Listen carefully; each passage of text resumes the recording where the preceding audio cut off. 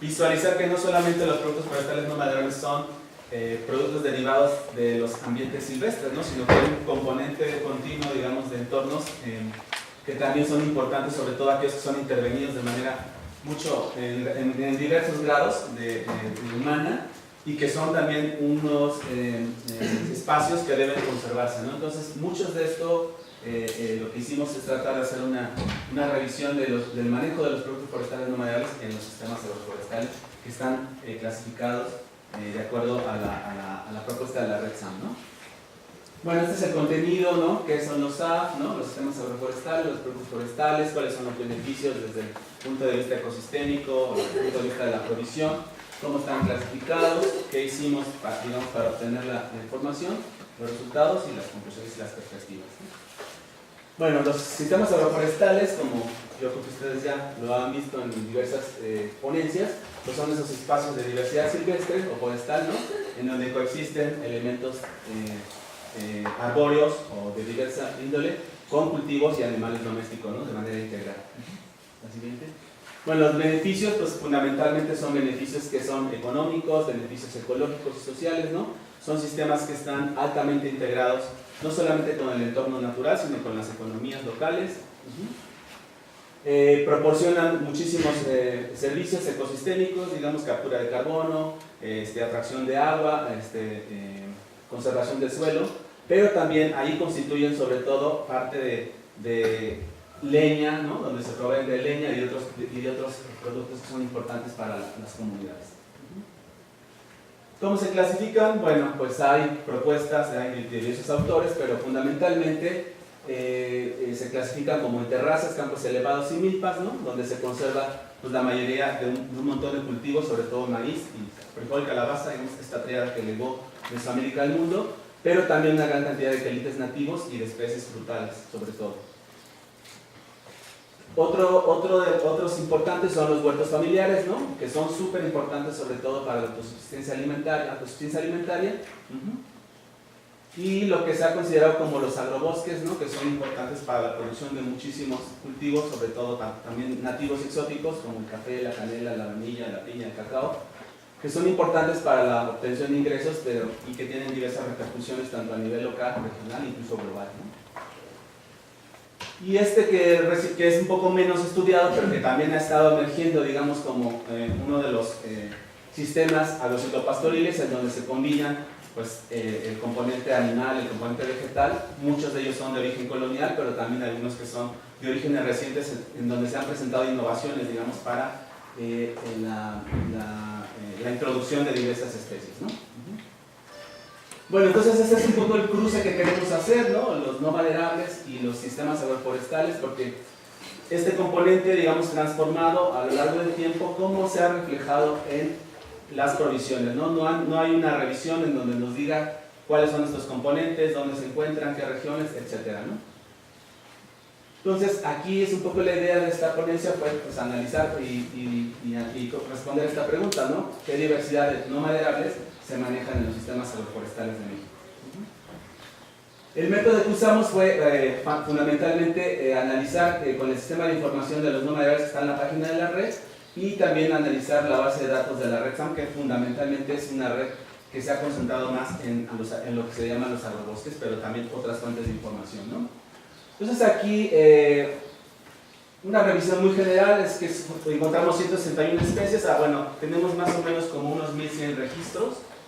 De esos 1100 registros hicimos una depuración de algunas sinonimias, ¿no? Y cosas así, pero en realidad los que digamos, con conocimiento de causa tenemos 161 especies que se usan y manejo en 5 sistemas agroforestales analizados: huertos, acaduales, cafetales, potreros y milpas, y se agrupan en 67 familias botánicas. Solamente nos remitimos a plantas.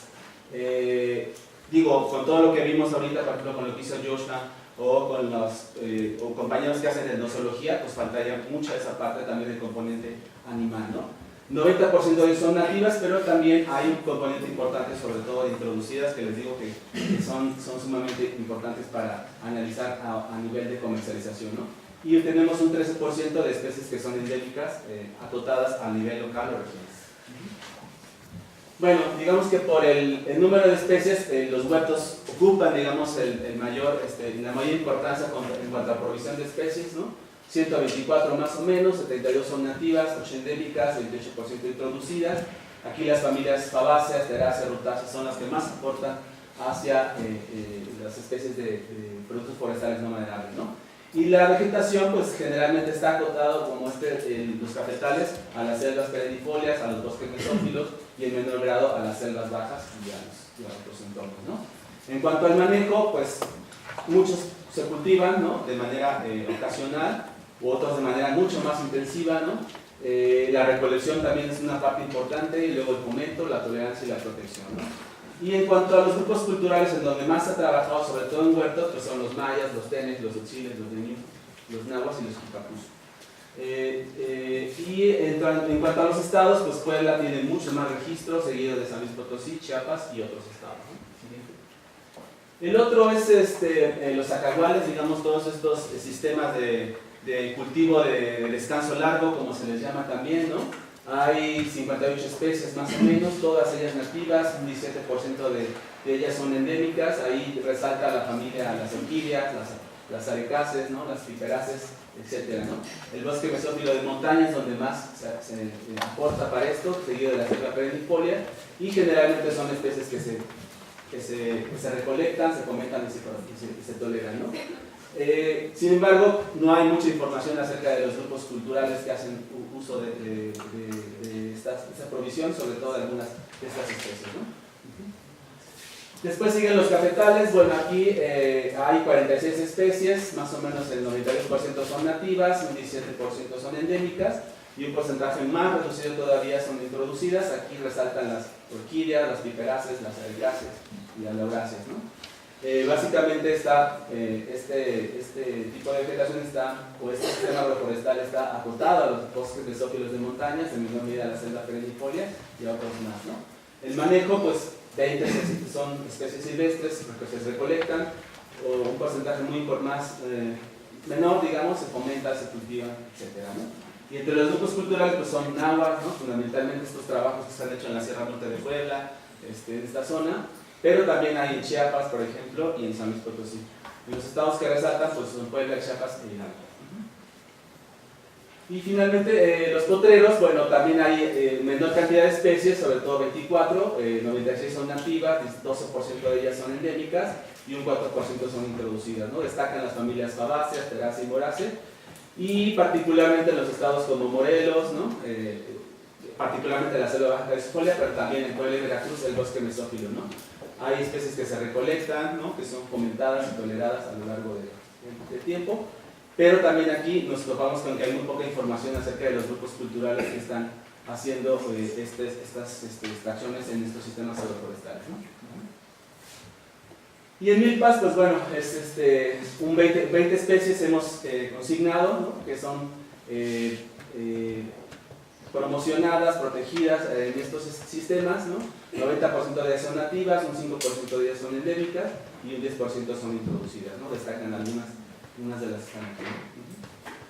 Entonces, digamos, ya por alguna manera de resumen, los productos forestales no maderables que están, digamos, presentes en los sistemas agroforestales, pues los huertos destacan como uno de los sistemas en donde más se están aprovechando, apropiándose, en donde se hacen muchas prácticas de manejo, seguidas de los sistemas de descanso largo, los cafetales, los potreros y al final las milpas. Bueno, las milpas son sistemas que requieren mucho espacio para poderse producir los alimentos, pero también son sistemas donde se provee de muchas de estas productos forestales no maderables.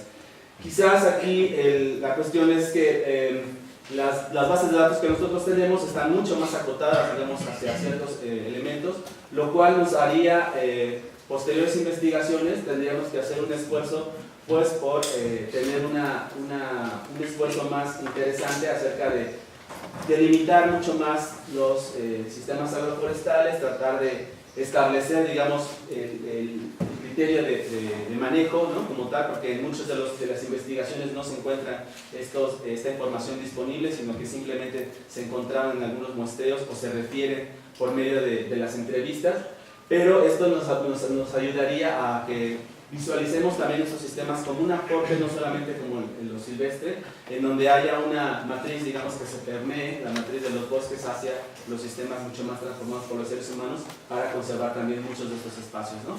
Porque sobre todo en estudios recientes hemos visto que muchos de estos sistemas están amenazados por la modernidad, por cambios en los patrones culturales, ¿no?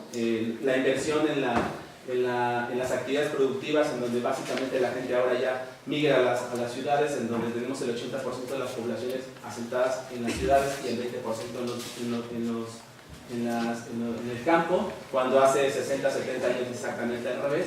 Entonces todos estos sistemas están amenazados y por lo tanto también la continuidad de algunos de estos productos forestales, que muchos de ellos están propagándose solamente desde estos espacios, ¿no?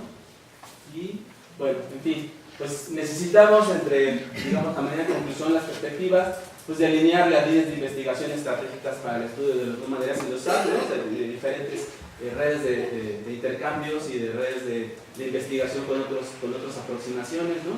Sabemos que los puertos son el principal proveedor de los no maderales, pero pues esto hay que tomarlo con cuidado por el sesgo metodológico. Necesitamos, por lo tanto, hacer cruces de información en donde analicemos qué especies se comparten, cuáles son exclusivas, etcétera, ¿no? Que también valoremos también estos entornos transformados como fuente de provisión de muchos no maderales, pero también de otros servicios que proporcionan a los seres humanos.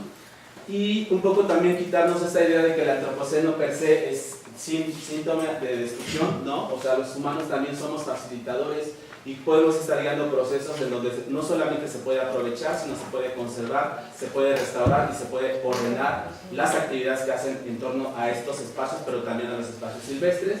Y bueno, pues estos sitios son muy importantes porque hay un mantenimiento de elementos nativos y esto va a tener enormes implicaciones para la conservación a largo plazo, ¿no? Y creo que es todo. Muchas gracias.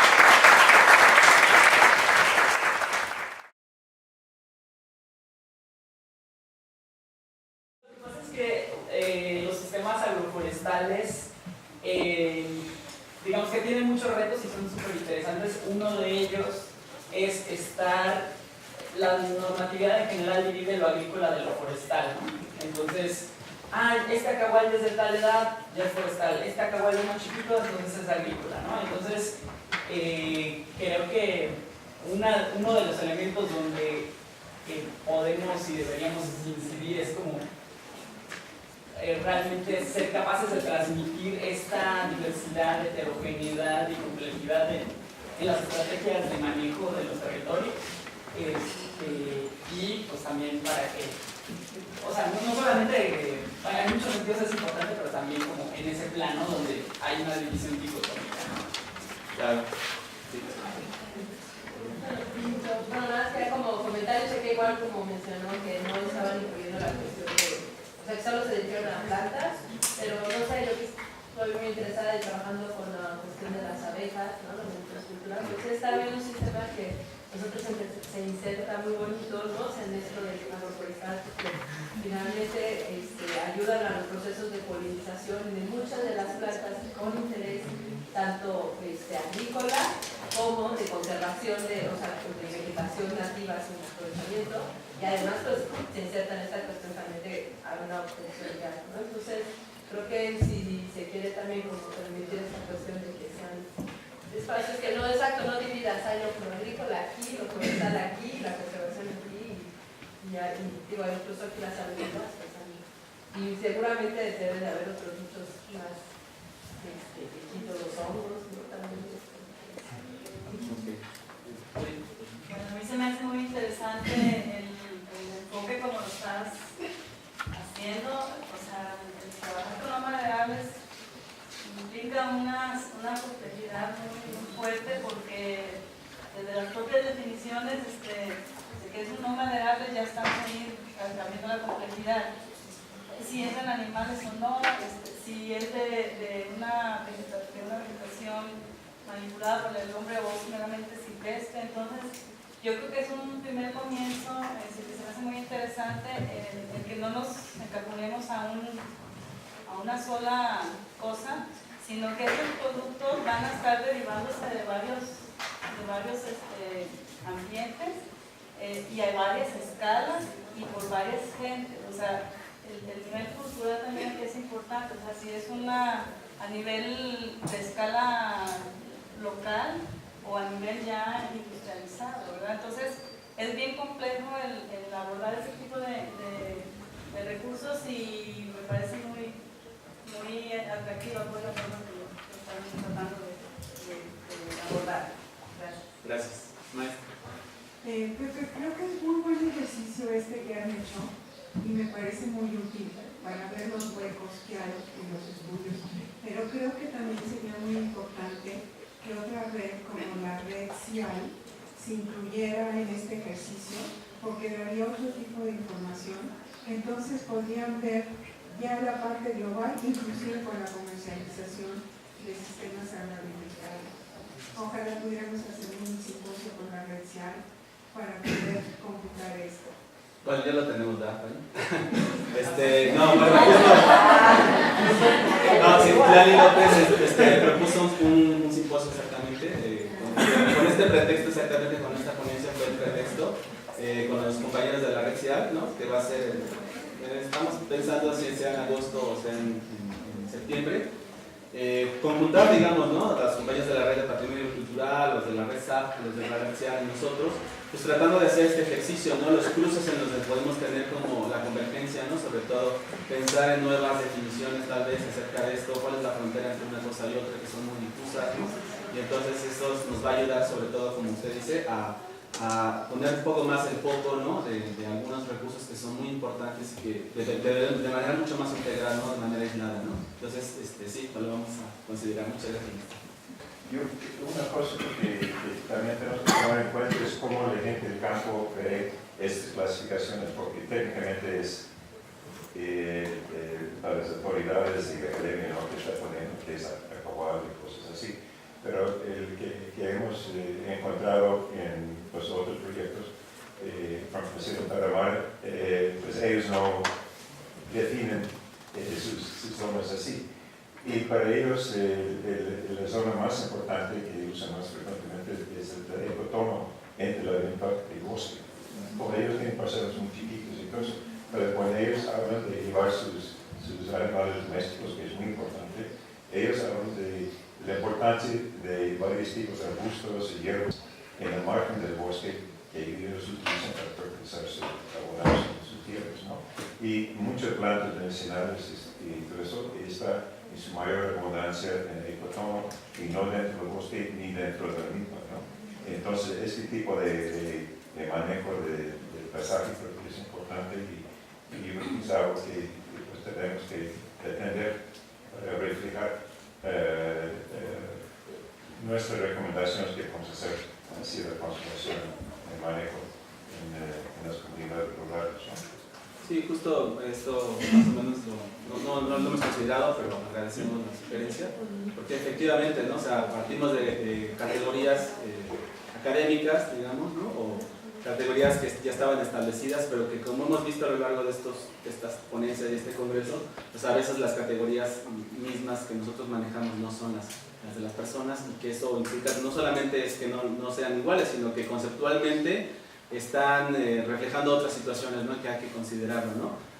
Bueno, para comercial también está, ahorita Toño Sierra está analizando los no maderables, el asunto de los no maderables, pero digamos en la estrategia de la restauración, ¿no? Por ejemplo, y se va a valer de categorías propias, ¿no? Acerca de cómo se incorporan, digamos, los conocimientos tradicionales a diversas fases, ¿no? De la restauración, desde los mismos contextos culturales, ¿no? Entonces esto creo que nos puede ayudar también a centrar la visión, ¿no? Muchas gracias.